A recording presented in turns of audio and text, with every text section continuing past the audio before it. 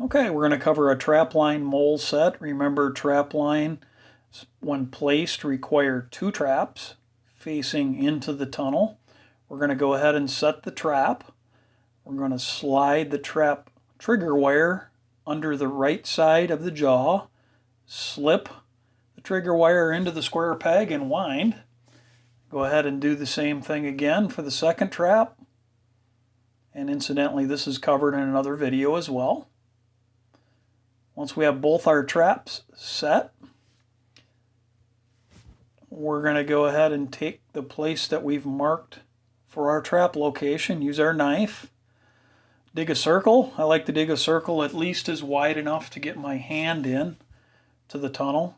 Go ahead and sweep the tunnel with your finger to make sure there's no dirt.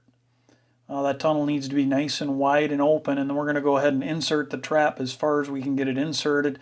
Kind of nudge the forward part of the trap down a little bit, and you can put your finger on that square trigger as you're pushing it in and push forward on that trigger, and that'll keep that trigger from inadvertently snapping. And then we just cover the hole, stake the trap down, and we're done.